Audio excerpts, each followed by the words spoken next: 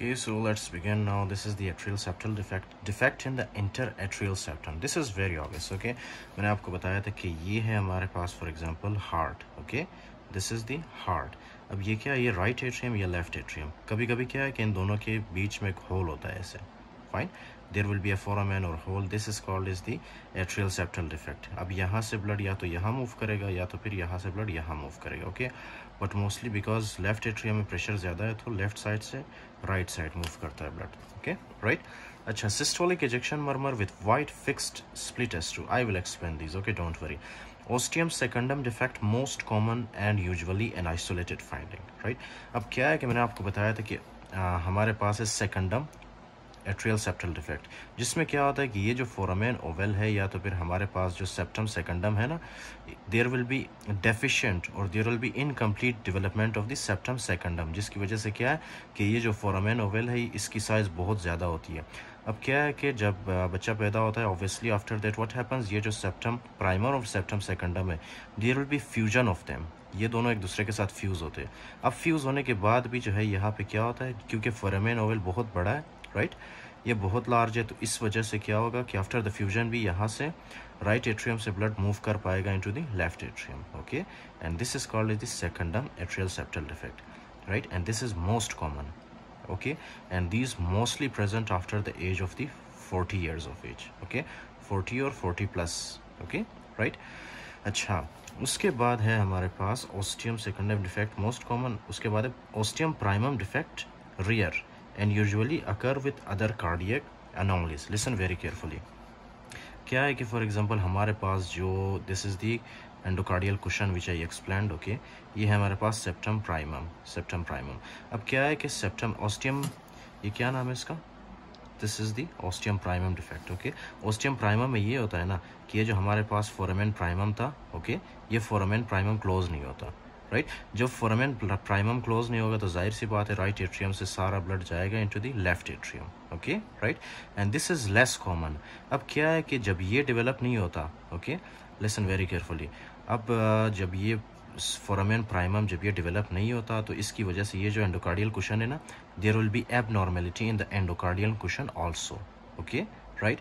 So it is very important कि ये जो foramen primum, right, this is very important to close. अगर ये क्लोज नहीं हुआ तो ये जो आपके पास एंडोकार्डियल कुशन है ये भी सही से डेवलप नहीं होगा. और ये जो एंडोकार्डियल कुशन है ये किस लिए responsible is, listen very carefully, this is responsible for the formation of the mitral valve and the tricuspid valve. Okay, right. तो अब जाहिर सी बात है अगर सेप्टम प्राइमम सही से डेवलप नहीं हुआ, फोरामेन प्राइमम अगर क्लोज नहीं हुआ तो ये जो एंडोकार्डियल कुशन है there will be abnormality and the endocardial cushion, जिसकी वजह से ये जो आपका मिट्रल वाल्व और ट्राइकस्पिड वाल्व है वो भी सही से डेवलप नहीं होंगे. Okay, right. सो इसीलिए यहाँ पे क्या बताया, ostium primum defect rare and usually occur with other cardiac anomalies. Right, other cardiac anomalies कौन से, mitral valve and tricuspid valve problem. Right. Symptoms range from none to heart failure. मैंने आपको बताया था कि या तो फिर इसमें कोई सिम्टम नहीं होता या तो फिर ये इतना सिवियर होता है कभी कभी कि ये this will lead to heart failure. I will explain you how. Okay, so distinct from patent foramen ovale which is due to failed fusion. Now listen very carefully. Patent foramen ovale में क्या होता है, okay, this is our endocardial cushion, this is the ventricular septum. Okay, उसके बाद ये है हमारे पास septum primum. यहाँ पे क्या था, फोरामेन सेकंडम. ओके, फिर उसके बाद यहाँ पे आ रहा था हमारे पास सेप्टम सेकंडम, और ये सेप्टम सेकंडम फिर क्या बना रहा था, फोरामेन ओवल. ये सिंपल. ओके, अब पेटेंट फोरामेन ओवल में सिर्फ इतना होता है ना कि ये दोनों सेप्टम प्राइमम और सेप्टम सेकंडम एक दूसरे के साथ फ्यूज़ नहीं होते. अब जाहिर सी बात है जब ये फ्यूज़ नहीं होंगे तो यहाँ से ब्लड मूव करेगा इनटू द फोरामेन ओवल और फोरामेन ओवल से ब्लड मूव करेगा इनटू द फोरामेन सेकंडम. फिर यहाँ से ये ब्लड आएगा from right atrium into left atrium. Right. Okay, so क्या है कि इसमें जो है आफ्टर द बर्थ जब ये पेटेंट फोरामेन ओवल या मतलब ये जो दो सेप्टम है ये एक दूसरे के साथ जब फ्यूज़ नहीं होते, so that condition is called as patent foramen ovale. Right. Okay, yes, patent foramen ovale. Patent का मतलब है कॉन्टिन्यूस फोरामेन ओवल. राइट. अच्छा, oxygen saturation is increased in the right atrium, right ventricle and pulmonary artery. Now this is very important. Okay, क्यों important है, let me explain for you. The oxygen saturation is increased in the right atrium, left atrium, right ventricle. Okay, see here. अब सबसे पहले क्या है, सबसे पहले ये है ना कि ये है हमारे पास लेफ़्ट एट्रियम। लेफ़्ट एट्रियम में आपको पता है ना, लेफ़्ट एट्रियम में हमेशा प्रेशर ज़्यादा होता है, फिर यही ब्लड जाता है इनटू द लेफ़्ट वेंट्रिकल, फिर लेफ़्ट वेंट्रिकल में भी बहुत ज़्यादा प्रेशर होता है क्योंकि इसने ब्लड को पुश करना होता है इनटू द एओर्टा, ओके। और एओर्टा हमारे पूरी बॉडी को ब्लड सप्लाई करता है, तो इसलिए एट्रियम और वेंट्रिकल, लेफ़्ट एट्रियम और लेफ़्ट वेंट्रिकल का प्रेशर हमेशा ज़्यादा होना चाहिए, राइट। अच्छा, अब क्या है कि यहाँ पे प्रेशर बहुत ज़्यादा है इनटू द लेफ़्ट एट्रियम, तो यहाँ से ब्लड क्या है, यहाँ से ब्लड मूव करेगा into the left right atrium, okay. यहाँ से ब्लड मूव करता है into the right atrium after the birth, okay, जब बच्चा पैदा होता है ऑब्वियसली, तो यहाँ से ब्लड मूव करता है into the right atrium. Right atrium में भी क्या होता है, राइट एट्रियम में प्रेशर बढ़ जाता है, जिसकी वजह से ये राइट एट्रियम ब्लड को पुश करता है into the right ventricle, okay, simple, ये तो आपको पता ही है। अब क्या होता है, अब लिसन वेरी केयरफुली, यहाँ पे क्या है, यहाँ पे जो है लेफ्ट, ये जो राइट एट्रियम है ना हमारे पास, this is very simple, okay. यहाँ से लेफ्ट एट्रियम से भी ब्लड आ रहा है क्योंकि यहाँ पे क्या है, यहाँ पे एक होल है, ओके, यहाँ पे एक होल है, जिसकी वजह से लेफ्ट एट्रियम से blood into the right atrium आ रहा है, राइट। इसी तरह से ये जो आपका इन्फीरियर वेना केवा है, आपके लोअर लिम्स से, आपके अपर लिम्स से, and the superior vena cava, right, सारा ब्लड क्या है कि हमारे राइट एट्रियम के अंदर आके एक्यूमुलेट होना स्टार्ट करते हैं। फिर यही ब्लड राइट एट्रियम से जब हार्ट कॉन्ट्रैक्ट करता है ना, तो यही ब्लड क्या होता है, यही ब्लड आता है इनटू दी किस चीज़ में, into the right ventricle, okay. Right ventricle से फिर आपको पता है कि हमारे पास क्या होता है, ये जो मैंने यहाँ पे ड्रॉ किया है, okay, this dotted lines, this is the pulmonary circulation, okay, right. आपको पता है ना, ये जो हमारा राइट हार्ट है, ये क्या करता है, आपने 11th 12th में 9th 10th में पढ़ा था कि राइट हार्ट क्या करता है, राइट वेंट्रिकल, ये ब्लड को पुश करता है into the pulmonary circulation into the pulmonary arteries, okay, into the pulmonary arteries, right। तो क्या है कि फॉर एग्जांपल यहाँ से ये जो राइट वेंट्रिकल है आपका, यहाँ से ब्लड पुश होता है into the pulmonary arteries, into the pulmonary circulation, fine. अब क्या है कि यहाँ पे भी ब्लड की वॉल्यूम बहुत ज़्यादा है, और यही ज़्यादा ब्लड क्या होता है, due to increased volume of the blood, these blood will be pushed into the pulmonary circulation। अब यहाँ पे ये जो आपका pulmonary circulation है ना, यहाँ पे भी वॉल्यूम ओवरलोड होता है, ओके, वॉल्यूम ओवरलोड, क्योंकि यहाँ पे ज़्यादा ब्लड है, तो यही ज़्यादा ब्लड क्या होता है, यहाँ पे आगे पुश होता है इनटू द पल्मोनरी सर्कुलेशन। अब पल्मोनरी सर्कुलेशन क्या करता है, जब यहाँ पे ज़्यादा ब्लड आता है ना, तो ये जो पल्मोनरी वेसल्स है ना आपके, पल्मोनरी वेसल्स, ये क्या करते हैं, ये वेजो कॉन्स्ट्रिक्शन करते हैं। वेजो कॉन्स्ट्रिक्शन क्यों करते हैं, क्योंकि अगर ये वेजो कॉन्स्ट्रिक्शन ना करे तो ये जो वॉल्यूम ओवरलोड है ना, ये यहाँ पल्मोनरी सर्कुलेशन से लीक होके ये पल्मोनरी एडेमा कॉज कर सकते हैं, ओके।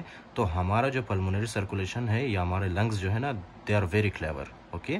वो क्या करते हैं, वो वेजो कॉन्स्ट्रिक्शन करते हैं। वेजो कॉन्स्ट्रिक्शन होने की वजह से यहाँ पे पल्मोनरी आर्ट्रियोल्स में ब्लड कम आता है, जिसकी वजह से पल्मोनरी एडेमा नहीं होता, ओके, फाइन। तो पल्मोनरी एडेमा को, ये पल्मोनरी एडेमा को अवॉइड करने के लिए हमारे जो पल्मोनरी सर्कुलेशन है उनमें क्या होती है, वेजो कॉन्स्ट्रिक्शन, फाइन। तो फर्स्ट फाइंडिंग क्या होती है, यहाँ पे होती है आपके पास वेजो कॉन्स्ट्रिक्शन, राइट। वेजो कॉन्स्ट्रिक्शन क्यों होती है, वेजो कॉन्स्ट्रिक्शन होती है ताकि पल्मोनरी एडेमा इनहिबिट हो, ओके, राइट। इसी तरह से आपको पता है, ये जो आपके ब्लड वेसल्स होते हैं ना, ब्लड वेसल्स के लेयर्स होते हैं, एक मीडिया है, उसके बाद है, सबसे पहले है इंटीमा, उसके बाद है मीडिया, राइट, ओके, राइट। ये है आपके पास फॉर एग्जांपल एक ब्लड वेसल, राइट। सबसे इनर मोस्ट लेयर क्या है इसका, इंटीमा, ओके। ये है आपके पास इंटीमा, और उसके बाद ये जो इसका आउटर लेयर है, this is called is the media, okay, medial layer, right.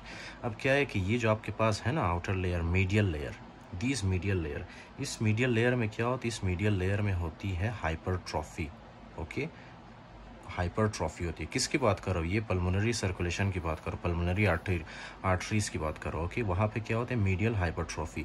अब अगर आपने इस कंडीशन को ठीक नहीं किया तो क्या होगा, ये जो इसका इंटीमा होता है ना, इंटीमा में क्या होता है, इंटीमा में जो है चेंजेस आते हैं।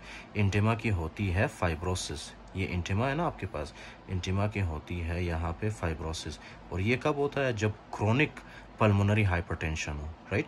पल्मोनरी हाइपरटेंशन क्यों होता है, क्योंकि यहाँ से ज़्यादा ब्लड जाता है इनटू द पल्मोनरी सर्कुलेशन, जिसकी वजह से पल्मोनरी सर्कुलेशन में एक हाइपरटेंशन डेवलप होता है, that hypertension is called is the pulmonary hypertension, okay. अगर ये हाइपरटेंशन को आपने ठीक नहीं किया आफ्टर द एज ऑफ 40, या वहाँ पे क्या होगा, एक तो वेजो कॉन्स्ट्रिक्शन, मीडियल हाइपरट्रॉफी, और इंटीमा के क्या होगा, फाइब्रोसिस, राइट। यहाँ पे ये पल्मोनरी वेसल्स बिल्कुल ख़राब हो जाते हैं आपके, right, after the age of the 40, अगर आपने ट्रीट नहीं किया उसको। So this will lead to the, finally this will lead to the what, These will lead to the pulmonary hypertension. Okay, और इसको हम क्या कहते हैं? इसको हम कहते हैं obstructive, okay, obstructive pulmonary vessel disease, right? This is called as the obstructive pulmonary vessel disease. जब क्या होता है? pulmonary hypertension होता है, उसकी वजह से जाहिर सी बात है vasoconstriction होता है, and that will lead to medial hypertrophy, intima fibrosis, and then at the end there will be pulmonary hypertension. So that is the very important finding. Okay, pulmonary hypertension. I will write for you here, pulmonary hypertension. Okay, I will explain the next in the next video. Okay,